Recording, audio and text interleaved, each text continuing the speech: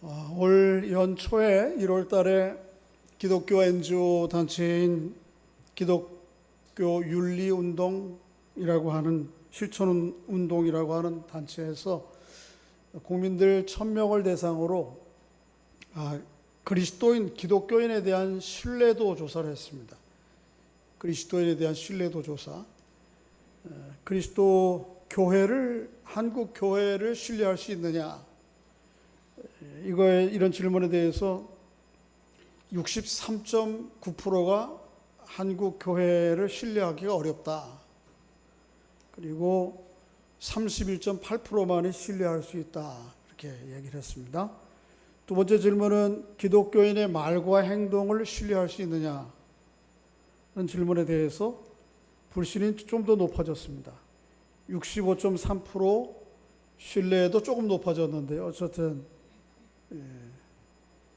그리고 세 번째 질문이 뭐였는가 하면 목사들에 대해서, 목회자들을 신뢰할 수 있느냐라고 하는 질문이었는데, 여기는 더 안타깝게도 충격적이게 불신이 68%, 신뢰는 30%로 더 떨어졌고 불신이 올라갔어요. 참, 이 교회와 성도들, 목회자들이 이 사회 속에서 어떻게 평가되고 있는가 하는 것들을 단적으로 보여주는 여론조사였습니다. 좀 안타까운 일이죠. 세상 가운데에서 우리 그리스도인으로서, 교회로서, 목회자로 살아간다고 하는 것이 점점점 더 어려워지고 까다로워졌다라고 하는 생각을 하게 됩니다. 원인이 어디 있을까? 크게는 첫째는 아마 이런 요인이 있을 것입니다. 한번 읽어볼까요? 이 시대를 본받지 말고 오직 마음을 새롭게 함으로 변화를 받아 하나님의 선하시고 기뻐하시고 온전하신 뜻이 무엇인지 분별하도록 하라. 교회를 이루고 있는 여러분, 또 그 일에 가장 앞서서 있는 목사들이, 목회자, 지도자들이 이 세대를 본받지 말고 오직 마음을 새롭게 함으로 변화를 받아 하나님의 선하고 기뻐하시고 온전한 뜻이 무엇인지 분별하는 일에 치열하게 힘쓰지 않은 것이죠. 이 시류와 세대를 쫓아 살아가는 것이고, 성경에 요구하는 지대와 진리와는 다르게 세속적 가치들을 교회 안에 그대로 들여다가 그것이 교회인 양 유지해온 것이 오늘의 결과가 아닌가 그렇게 생각이 되고요. 두 번째는 이런 요인도 있을 것입니다. 고린도후서 10장 5절에 보면 하나님을 아는 것을 대적하여 높아진 모든 생각과 사상, 이 세상의 사조들이 점점점 하나님 또 절대자에 대한 권위와 그 진리를 좋아하기보다는 자기 좋아하는 편의대로 자꾸 바뀌거든요. 사조들의 생각들이. 그런 것이 원인일 수도 있을 거예요. 또 하나는 예수 믿는 사람들에 대한, 또 교회에 대한 아주 좀 노골적인 의도를 가진, 나쁜 의도를 가진 사람들도 꽤 있다 그렇게 생각이 됩니다. 흔히 얘기해서 안티크리스찬이 그런 원인을 제공한 것이 우리 교회 내부에 있을 수 있겠지만, 그런 걸 빌미로 사실보다 너무 과장하게, 공정하지 못하게 교회를 평가하거나 또 폄하하는 일들도 이 사회 속에 있습니다. 그래서 교회가 어떤 일을 잘못하고 실수한 거에 대하여 그 정도 실수한 잘못 정도에 대해서 지탄받고 평가받는 것은 잘못된 게 아니죠. 그러나 이걸 의도로 매개로 해서 아주 더 지나친 과도한 불신들을 조장하는 일들이 또 분명히 우리 사회에는 있습니다. 이런 여러 가지 요인들이 합쳐서 이런 결과를 가졌다 그렇게 생각이 됩니다. 그래서 이 세상 속에서 그리스도인으로 살아간다고 하는 것이 점점점 더 까다로워지고 어려워지고 힘들어졌습니다. 어떻게 하면 좀 다시 원래의 교회 모습, 그 다음에 그리스도인다운 모습, 그 다음에 교회의 지도자, 목회자다운 모습으로 회복할 수 있을까? 우리가 부단히 고민하고 힘쓰고 또 회개하면서 돌이키지 않으면 이런 추세들은 점점 더 나빠질 수도 있다. 지금 아주 완전 바닥에 떨어진 거나 다름이 없잖아요. 그래서 다시 한번 그런 의미에서 우리가 마음을 좀 새롭게 하고 하나님의 뜻이 어디에 있는지를 분별해 교회를 이루고 또 그리스도인의 삶을 살아가야 되겠다 하는 생각을 하게 됩니다.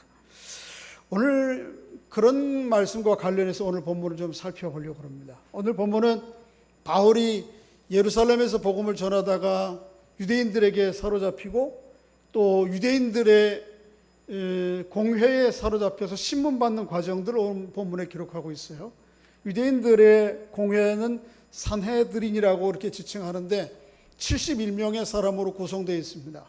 로마의 제국의 자치권들을 어느 정도 인정받아서 그래서 로마 유대인들이 자율적으로 자기들의 생활을 위한 법도 만들고 그거를 집행할 수 있는 행정력은 없지만은 그래도 그것에 잘못됐을 때에 심판하고 재판할 수 있는 권한까지 가진, 오늘날 얘기하면 유대인의 국회와 또 사법부가 함께 겸해 있는 것이 이게 산헤드린 공회죠. 근데 여기에 바울이 소환되고 그리고 바울이 소환돼서 자기 변론을 하는 과정들이 오늘 그 사건들이 오늘 본문에 기록되어 있어요. 한번 좀 읽어볼까요? 바울이 이렇게 자기 변론을 시작합니다. 23장 1절 시작. 바울이 공회를 주목하여 이르되 여러분 형제들아 오늘까지 나는 범사의 양심을 따라 하나님을 섬겼노라 하고는 지금까지 나는 하나님 앞에 양심적으로 생각해 볼 때 잘못한 게 없다. 그렇게 한마디 처음 서두를 시작해요. 근데 이 이야기를 대제사장 아나니아가 듣고 명합니다. 그 바울 곁에 있는 사람에게 뭐 군인인지 누군지 모르지만 저 바울의 입을 치라고, 저런 범인으로 와가지고 나는 양심상 잘못한 게 없다고 그러니 그렇게 입을 치라고 그래요. 그러니까 그거에 대해서 바울이 듣고 아주 감정적으로 반응을 하죠. 그게 3절입니다. 한번 읽어보겠습니다. 시작. 바울이 이르되 회칠한 담이여 하나님이 너를 치시리로다.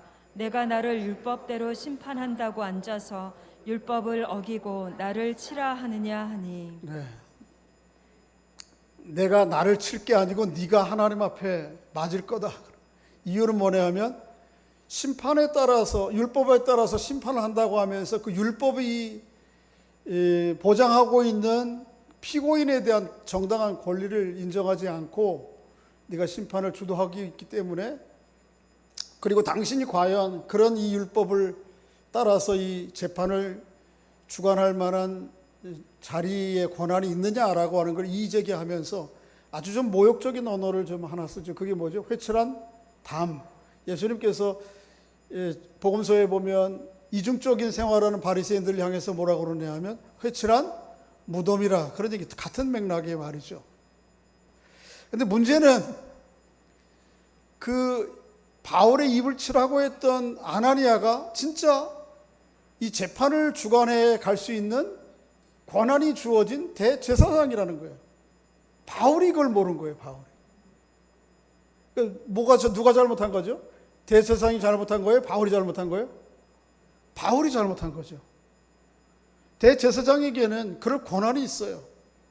그리고 그런 권한이 있는 재판장과 지도자들에게 유대 백성들은 그렇게 모욕적인 언사를 해서는 안 돼요. 그런 것이 율법이에요.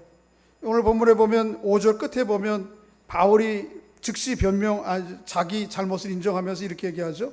바울이 이르되 형제들아 나는 그가 대제사장인지를 알지 못했다. 내가 실수한 거다. 내가 잘못했다. 그러면서 뒤에 보면 기록되었을 때 율법에는 너희 백성의 관리를 비방하지 말라. 분명히 써있다. 맞다. 이게 율법이다.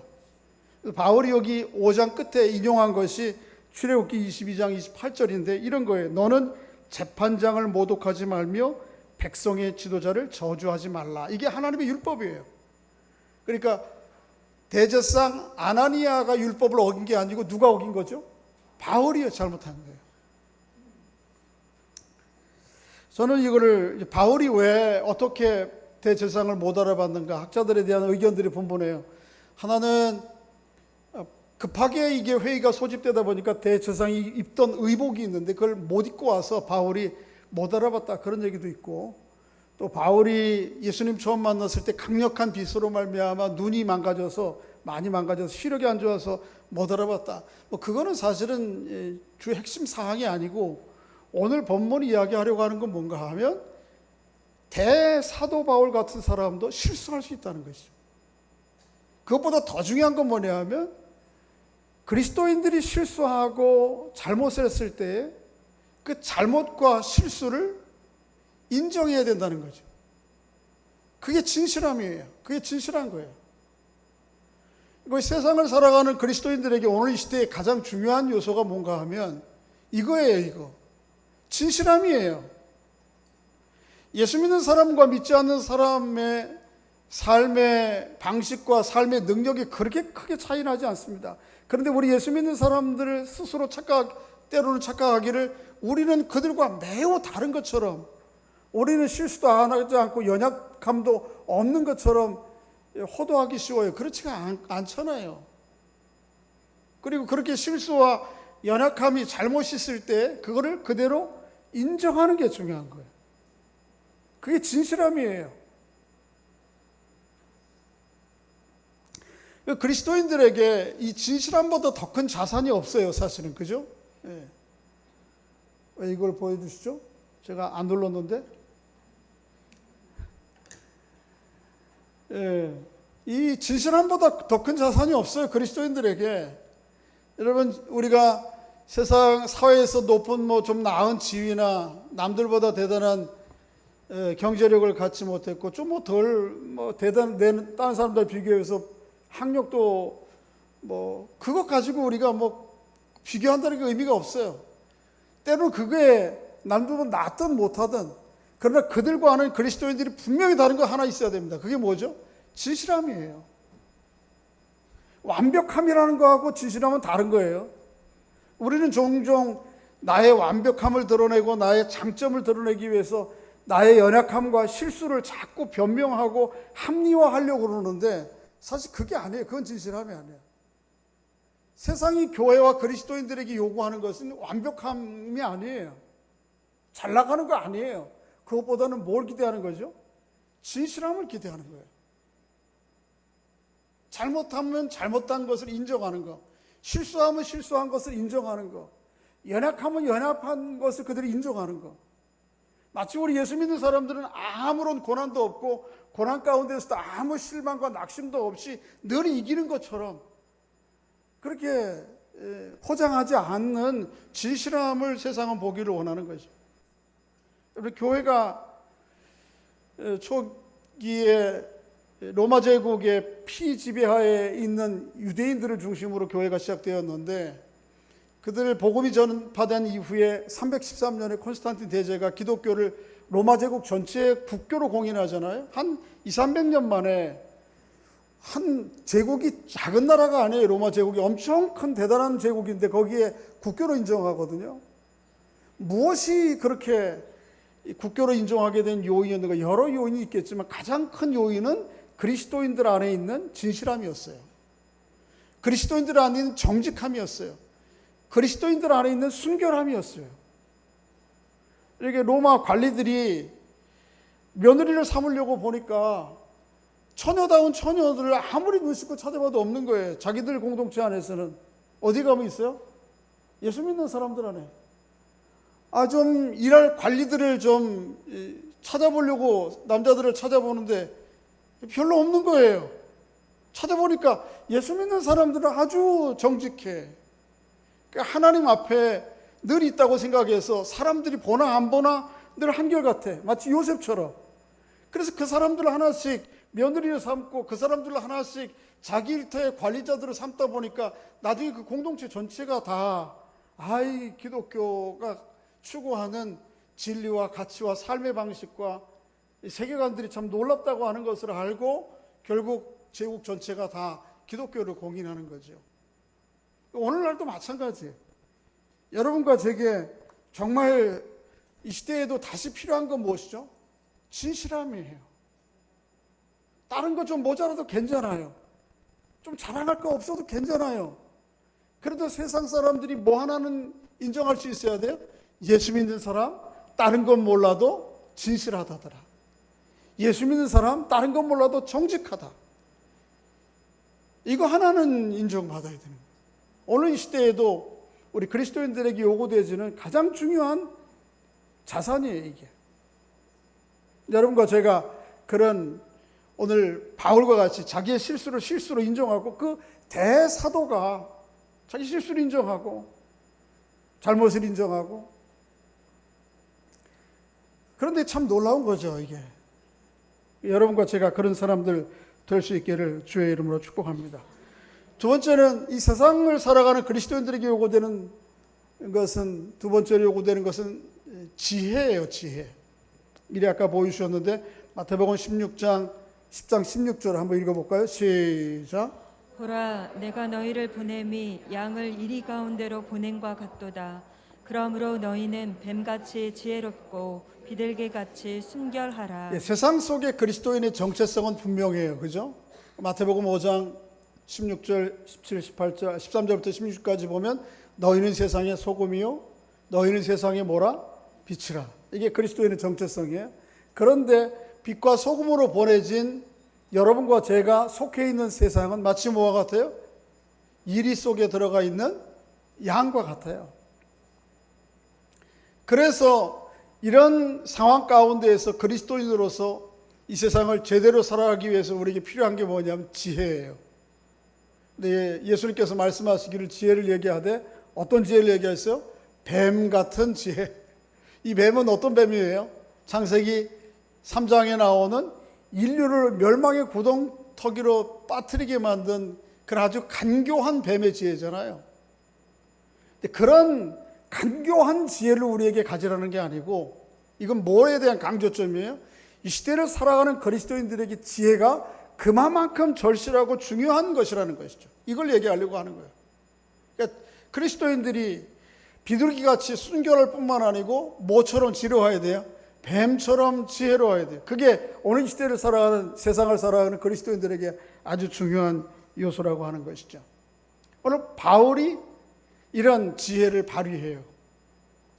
그래서 바울이 보니까 그 전에 알고 있었죠. 이미 사내들인 공회는 71명이지만 이 사람들이 다 한 뿌리인 유대교의 뿌리를 두고 있지만 이들은 크게 두 그룹으로 나눠져 있어요. 하나는 사두개인이고 하나는 바리새인들이에요. 이 둘은 한 뿌리를 가졌지만 추구하는 바들이 상당히 좀 다른 요소들이 있었어요. 특히 오늘 본문에 나오는 것처럼 그들의 신학적 입장, 교리들에 있어서 충돌되는 요소들이 꽤 있었어요. 그 중에 하나가 부활이에요.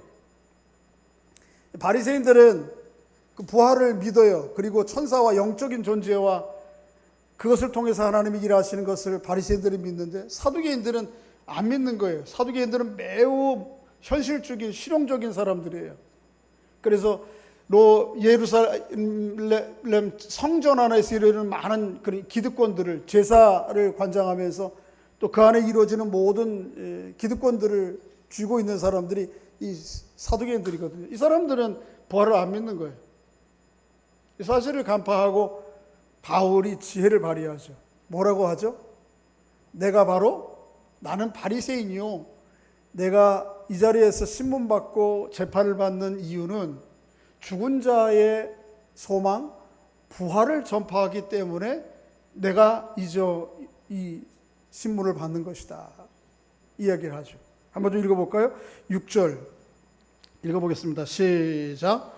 바울이 그중 일부는 사두개인이요 다른 일부는 바리새인인 줄 알고 공회에서 외쳐 이르되, 여러분 형제들아, 나는 바리새인이요 또 바리새인의 아들이라. 죽은 자의 소망 곧 부활로 말미암아 내가 신문을 받노라. 한 절 더 있습니다. 그 말을 한즉 바리새인과 사두개인 사이에 다툼이 생겨 무리가 나누어지니. 바울이 이런 상황들을 고려해서 간파를 하고 지혜를 발휘한 거죠. 또 바울이 거짓말한 건 아니에요, 그죠? 바울이 사실은 바리새인이에요. 그리고 바울은 죽은 자의 소망, 부활을 아주 신뢰하는 사람. 그게 하나님의 복음이요, 또 성경에 약속한 바요, 성경의 진리거든요. 그래서 이 이야기를 할 때에 두 파로 나눠지는 거예요. 이 부활과 죽은 자의 소망을 믿는 이 사람들이 바울을 지지하고, 이 사람들은, 사두개인들은 반대하고, 그래서 둘 사이에 뭐가 생겨요? 갈등과 다툼이 생기고, 바리새인들 서기관 중에 몇 사람이 일어나서 부활의 정당성을 이야기하면서 바울을 오히려 옹호하는 일이 벌어져요. 그리고 이 분란이 점점 커져서 큰 혼란으로 번지게 돼요. 그래서 10절 한번 읽어주시죠. 조금만. 큰 분쟁이 생기니 천부장은 바울이 그들에게 찢겨질까 하여 군인을 명하여 내려가 무리 가운데서 빼앗아 가지고 영내로 들어가라 하니라. 네, 참 바울이 지혜로운 분이에요, 그죠? 근데 여러분 이쯤에서 한번 좀 생각이 될 거는 성경이 말하는 지혜와 사람들이 흔히 생각하는 약삭빠른 처세술과는 다른 거예요. 예수 믿는 사람들이 세상 속에서 성경이 말하는 지혜를 따라 살기보다는 때로는 약삭빠른 처세에 발빠르게 행동하다가 오늘 우리가 이런 신임도를 평가를 받고 있는지 모르겠어요. 이게 다른 거예요. 성경이 말하는 지혜를 위로부터 오는 지혜라 그렇게 얘기를 하는데 이 지혜와 세상의 약삭빠른 처세술과는 이게 분명히 다른 거예요. 어떻게 다르냐 하면 성경이 말하는 지혜는 그 기준이 하나님 말씀이에요. 하나님 말씀이 옳다 그러면 옳은 것이고 아니면 아닌 거예요. 그리고 그 지혜를 발휘해서 돌아가는 유익이 하나님의 영광과 하나님의 뜻과 의도들이 잘 드러나는 것에 있어요. 그런가 하면 세상의 처세는 그 기준이 없어요. 사실은 어떤 측면에서 생각할 때 자기의 유익만 된다면 주어진 어려운 상황을 타개할 수만 있다면 수단과 방법과 기준이 별로 없어요. 그리고 그 지혜 발휘를 통해서 오게 되는 최종적인 수혜자가 누구죠? 자기 자신이에요. 여기에 목적이 있어요. 이런 측면에서 하늘로부터 오는 지혜와 처세는 다른 거예요.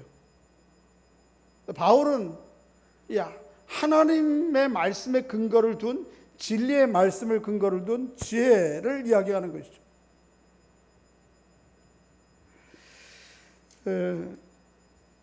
마키아벨리라고 하는 16세기의 이탈리아의 근대 정치의 군주론을 쓴 아주 유명한 책이죠. 근대 정치의 아버지라 그렇게 얘기할 수 있는. 근데 이제 이탈리아가 도시 집단끼리 너무 분쟁이 많고 고통이 많아서 싸움이 많아서 이런 시민이 주도하는 그 지도자가 하나 나와서 그 사람이 이 공동체를 다스려야 된다고 하는 그 시대적 상황들을 좀 고려를 하긴 해야 되는데 그래도 불구하고 이 마키아벨리가 이런 군주론을 이야기하고 이런 군주론과 지혜를 이 세상 사람들이 은근히 용인해요. 이런 거예요. 한번 좀 읽어볼까요? 시작. 군주의 자리에 오른 자는 나라를 지키려면 때로는 배신도 해야 하고 때로는 잔인해져야 한다. 인간성을 포기해야 할 때도 신앙심조차 잠시 잊어버려야 할 때도 있다. 그러므로 군주에게는 운명과 상황이 달라지면 그에 맞게 적절히 달라지는 임기응변이 필요하다. 할 수 있다면 착해져라. 하지만 필요할 때는 주저없이 사악해져라. 이 마키아벨리 군주론을 근대 국가의 지도자들의 한 모델로 삼거든요. 아주 극단적이긴 하지만 이 세상 사람들의 처세들이 지혜가 약간 이런 것들을 그저 용인하는 거거든요. 또 지도자이기 때문에 아마 너무 혼탁한 사회상이기 때문에 이런 주장들을 만들었는지 모르지만 이런 가치관과 의식들이 사람들 가운데 은근히 다 배어 있는 거죠. 성경이 말하는 지혜는 그런 것과 다른 것입니다. 필요하다 하면 내 상황과 문제들을 타개하기 위해서 임기응변, 말은 좋죠. 운명과 상황을 내 마음대로. 사실은 그렇게 하다 보면 세상은 너무 험악해지는 거죠. 예수 믿는 사람들이 너무 처세에 발빠르면 안 되는 것입니다. 그 지혜롭지 못한 것입니다. 오히려 어떻게 해야 되죠? 하나님의 말씀에 근거를 둔 선택과 결정, 행동이 우리에게 필요한 그게 진정한 지혜죠. 그래서 잠언에 보면 뭐라고 그러죠? 여호와를 경외하는 것이 지혜와 지식의 근본인 것이죠. 처세에 따라 상황을 모면하기 위한 약삭빠름이 아니에요. 정말 내 이 상황 가운데에서 내가 어떻게 선택하고 어떻게 행동해야 될지가 늘 하나님의 말씀에서 나와야 돼요. 거기에 근거 있어야 돼요. 바울이 죽은 자의 부활, 소망, 부활을 이야기하는 것처럼 야고보서에 보면 그래서 하늘로부터 오는 지혜에 대해서 야고보 기자가 이렇게 얘기하죠. 시작. 너희 중에 지혜와 총명이 있는 자가 누구냐? 그는 선행으로 말미암아 지혜의 온유함으로 그 행함을 보일지니라. 오직 위로부터 난 지혜는 첫째 성결하고 다음에 화평하고 관용하고 양순하며 긍휼과 선한 열매가 가득하고 편견과 거짓이 없나니. 그러니까 우리가 이 시대를 살아가면서 그리스도인들에게 주님께서 뱀같이 지혜로우라 말씀하셨는데, 이 지혜는 늘 언제나 어디서부터 오는 지혜? 위로부터 오는 지혜. 하나님의 말씀에 뿌리를 둔 지혜, 이거라고 하는 걸 기억하시고, 그 지혜를 내 지금 상황 가운데 잘 적절한 지혜를 얻기 위해서 우리는 힘써야 돼요. 그래서 쉽게 판단하고 쉽게 말하고 쉽게 행동하면 안 되는 거죠. 최근에 판다믹과 관련해서 톰 라이트라고 하는 분이 한 분이 하나님과 팬데믹이라고 하는 책을 썼는데, 그 중에 제안이 뭐냐면, 이런 너무 급변하는 상황 가운데 쉽게 어떤 일들을 대안을 세우고 결정하고 행동하지 말라는 거예요. 지금 상황 가운데에서 진정한 지혜는 뭔가 하면 묵묵히 해왔던 것을 해가는 거예요. 뭔가 약삭빠르게 움직이는 게 아니고, 그냥 진중하게 해왔던 것을 그냥 해나가면서 좀 기다리는 거예요. 그리고 하다가 보면 이제 길이 좀 보이는 거죠. 이 길이 안 보이는 이 세상 가운데 이게 길이다 저기 길이다 이렇게 좌충우돌하지 말고, 그런 것도 하나의 좀 중요한 교훈인 것이죠. 여러분과 제가 주어진 상황 가운데서 하늘로부터 오는 지혜, 하나님의 말씀과 진리에 뿌리를 둔 지혜로 이 세상 가운데서 하나님의 사람으로 현명하게 살아가는 은총이 있기를 바랍니다. 마지막 한 가지, 오늘 바울을 통해서 우리가 보게 되는 것은, 또 오늘 여러분과 저에게도 필요한 것이 뭐냐 하면 하나님으로부터 오는 담대함이라는 것입니다. 용기. 앞에서 얘기한 대로 기독교의 신임도와 실상이 이렇다고 하니까 때로는 우리들끼리도 낙심하고 절망하고 패배주의에 그런 젖을 때가 있어요. 사실 그건 온전치 못한 것이죠. 물론 우리가 잘못한 거에 대해서 분명히 돌이키고 회복해야 되지만, 그럼에도 불구하고 늘 하나님이 주시는 담대함과 용기가 우리에게 필요한 것이죠. 큰 소란이 일어날 것을 염려한 천부장이 바울을 다시 안토니오 요새로 끌어들이죠. 그리고 안토니오 요새의 감옥에 집어넣습니다. 바울이 그 밤을 지내요.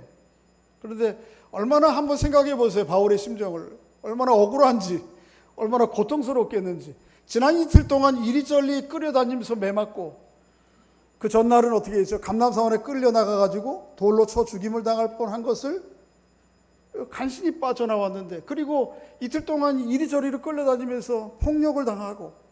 근데 바울이 뭐 잘못한 게 있어요? 하나님 앞에 좀 원통한 마음 들지 않겠어요? 억울한 마음 들지 않겠어요?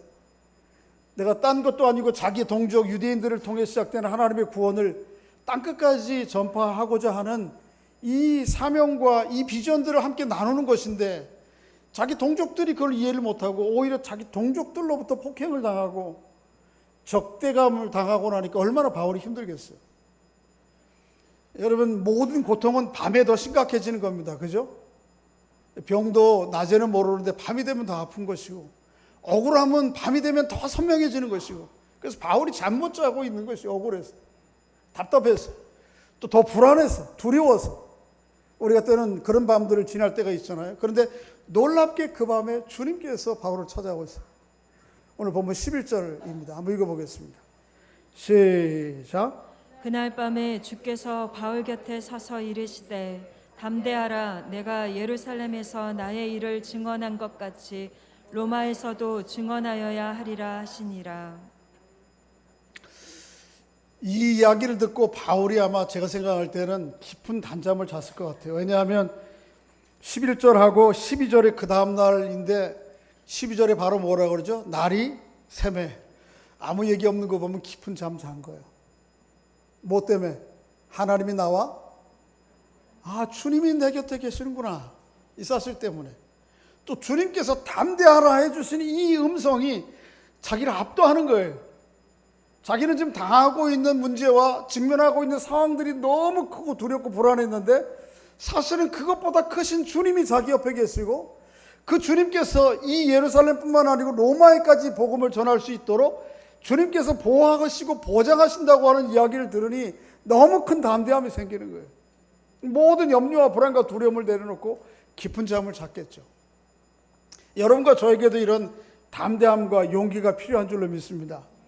그래서 우리가 고난과 어려움의 상황 가운데 있을 때에 주님께서 내 곁에 찾아 옆에 계시다라고 하는 그런 의식들이, 영적인 의식이, 또 내 마음 가운데 주님이 담대하라, 내가 세상을 이긴 것처럼 너희도 나로 인해서 세상을 이길 것이다라고 하는 그런 주의 음성이 좀 선명하게 아주 크게 들려지는 은혜가 있기를 바랍니다. 바울이 주님께서 자기 곁에 서주시고 담대하라고 말씀해 주신 그 주님을 이번만이 아니고 아마도 그의 생애 내내 그런 주님을 경험했던 것 같아요. 미루어 짐작하건대 그래요. 뭘 미루어 짐작해서 보면서 알 수 있냐면 바울이 마지막 쓴 서신이 요 디모데후서 4장이거든요. 그의 말년에. 그런데 디모데후서 4장에 오늘에 있는 말씀과 비슷한 상황 가운데 있었는데 동일한 고백을 하고 있어요. 16절, 4장 16절에 보면 제가 앞부분을 먼저 읽어드리면 이렇게 바울이 고백해요.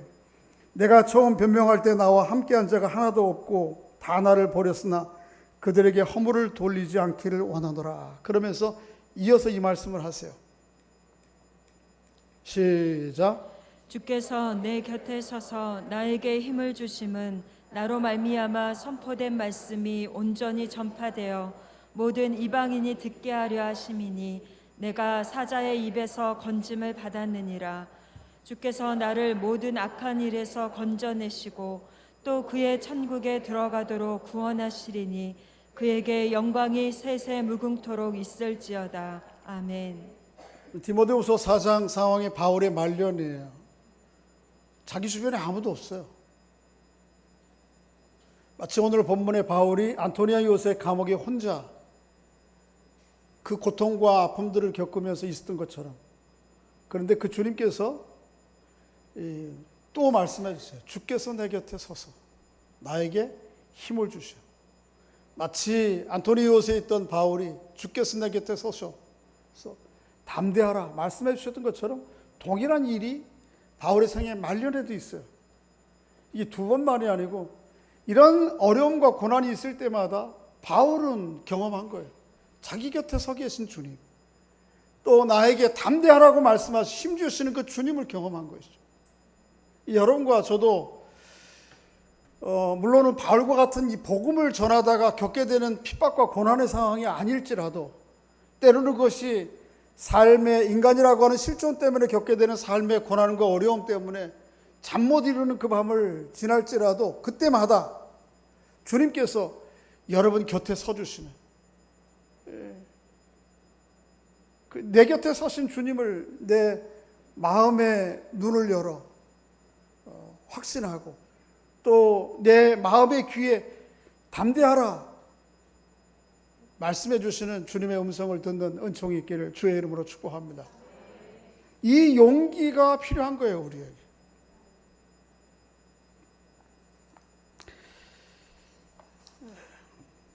말씀을 맺겠습니다.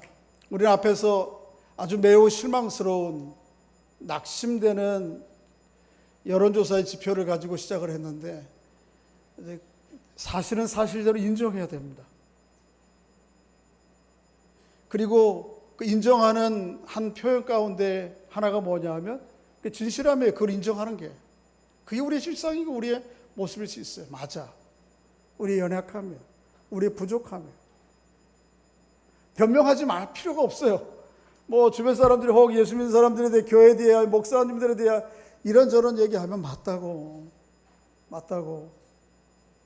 우리가 전부가 다 그런 건 아니지만 그렇게 충분히 보일 수 있을 만한 잘못과 요인들이 우리 안에 있다고 인정할 필요가 있어요. 그러나 거기에 머무르지 마시고 이 세상 가운데에서 하나님이 주신 지혜로 좀 우리의 행동과 생각이 민첩하면 좀 떨어져도 괜찮아요. 그러니까 우리가 좀 하늘로부터 오는 지혜는 그렇게 아주 즉각적으로 뭘 움직이게 하진 않아요, 사실은. 그래서 거기 톰 라이트가 얘기한 대로 조금 더 좀 기다려요. 시간이 좀 걸릴 수 있어요. 이 상황 가운데서 하나님이 나에게 기대하시고 뜻하신 바가 무엇일까? 하나님 하늘로부터 오는 지혜는 뭘까? 좀 고민해야 돼요. 생각해야 돼요. 기도해야 되고 더딜 수 있어요.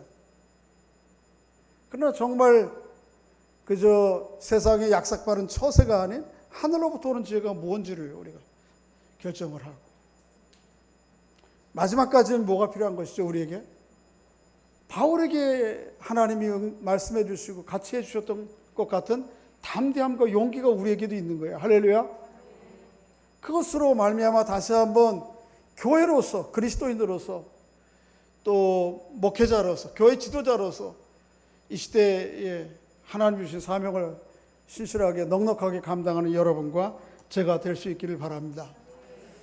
오늘 제가 시간이 없어서 사실은 뒷부분 12절부터 마지막에 나오는 스토리를 통해서 받을 교훈이 하나 있는데 그걸 충분히 다루지 못하는 걸 좀 안타까움이 있어요. 뭔가 하면 이런 거예요. 바울이 이런 일로 인해서, 이런 상황들로 인해서 안토니오 요새에 지금 다시 구출을 받았지만 유대인들이 감정들이 더 격해져서 이 바울을 어떤 식으로라든지 재판 없이라도 죽여야 된다고 하는 의견들이 분분히 모아져요. 그리고 유대인들 가운데 40명이 나는 내 목숨을 걸고 바울을 죽이는 일에 헌신하겠습니다. 그들 표현을 얘기하면 자경단이 생겨요. 그러니까 바울이 이동하는 노선을 보고 심판 이런 거 재판 없고 어쨌든 나는 바울을 죽여야 된다. 그거 인해 내가 재판을 받고 내가 고통을 당할지라도 나는 그 일에 투신할 것이다 라고 하는 사람들이 40명이에요. 이제 바울은 거의 죽은 거나 다름없지만 이 정도 되면. 그런데 놀랍게도 하나님께서 예루살렘 안에 바울의 누이 아들 생질이 있었어요. 소년이에요. 청년 되는. 청소년 정도 되는 소년이 예루살렘 왕래를 하다가 이 소식을 듣게 돼요. 그리고 이 소식을 바울을 면접을 해서 바울에게 알리고 또 바울이 이 이야기를 천부장에게 알려서 천부장이 그 이야기를 듣고는 잘못하다가 로마 시민권을 가진 사람 바울을 어떻게 해요? 심판 없이 죽게 되면 이 문제에 대한 책임을 누가 져야 돼요? 이 총독이 져야 돼요. 아니, 천부장이 져야 되거든요. 그리고 그 위에 있는 총독이 져야 되거든요. 그러니까 그 밤에 급조해서 바울을 호위해서 가이사랴 총독 본부가 있는, 유대 총독 본부가 있는 글리로 보내요. 470명의 군사들을 급조해요. 보병 200명, 또 마병 200명, 창병 200명, 마병 70명 해가지고 470명을 그 밤에 몰래 동원해서 유대인들이 알지 못하도록, 그래서 바울을 호위해서 예루살렘에서부터 가이사랴로 보내요. 여러분 대단한 인물이 가는 것도 아닌데 470명의 호위대가 일어나가지고 바울을 호송해서 가이사랴로 이동시킨단 말이죠. 뭘 얘기하는 거죠? 사실은 우리가 아무리 진실하게 살아도, 때로는 아무리 하늘의 지혜를 구하며 살아도, 용기와 담대함을 가지고 살아도, 그럼에도 불구하고 우리의 삶은 충분하지 않아요. 그런다고 해서 우리의 길이 열리는 것 아니고, 교회가 세상 가운데서 넉넉히 사명을 감당하게 되는 게 아니죠. 누구의 은혜가 있는 거예요? 하나님의 예기치 않은 은혜가 있어야 되는 거예요. 우리가 생각지도 못한 놀라운 하나님의 인도하심이 있는 거예요. 할렐루야. 때로 우리의 삶의 자리가 오늘 바울에서 있는 자리처럼 이런 상황 가운데 놓여 있을 수 있지만, 그럼에도 불구하고 하나님이 이게 무슨 우연이에요. 기적 같은 일이 일어나는 거잖아요. 그런데 우리 그리스도인의 삶의 앞날에, 우리 교회 하나님의 사명자의 앞날에는 이런 기적과 같은 놀라운 하나님이 예기치 않은 인도하심이 있는 거죠. 그거 사실을 기억하고 낙심하지 말아야 되는 거예요. 우리 가정의 형편들을 돌아볼 때에 참 절망스러운 이런 문제들이, 이 구조적인 문제들이 어떻게 해소될 수 있겠는가라고 하는 낙심과 실망의 상황 가운데 있을 때에도 여러분 기억하셔야 돼요. 예기치 않은 하나님의 놀라운 은총이 있을 수 있고 또 기적과 같은 놀라운 하나님의 인도하심이 있는 거죠. 상상지도 못한 일들이 벌어질 수 있는 거죠. 그 하나님이 우리 하나님인 것을 기대해야 되는 거죠. 그렇게 이 세상 속에서 남은 생애를 살아가는 여러분과 제가 될 수 있기를 주의 이름으로 축복합니다. 같이 세상 속에 보내진 그리스도인들의 연약함과 실수와 또 죄와 허물과 고난의 사항을 긍휼히 여겨 주시옵소서. 주님 주신 값진 자산인 진실함으로 또 하늘로부터 오는 지혜로 넉넉히 세상을 분별해 살아갈 수 있도록 은총을 베풀어 주옵소서. 어떤 고난의 상황 가운데서도 우리 곁에 서신 주님을 마음의 눈을 열어 분명히 볼 수 있게 해주시고 담대하라 말씀하신 주의 음성이 우리의 심령 가운데 크게 들려지는 은혜가 있도록 역사해 주시옵소서. 예기치도 못한 하나님의 은총과 인도하심이 있을 것을 기대하고 소망하며 남은 생에 주님과 함께 승리하는 저희들 될 수 있도록 역사해 주시옵소서. 예수님의 이름으로 기도하옵나이다. 아멘.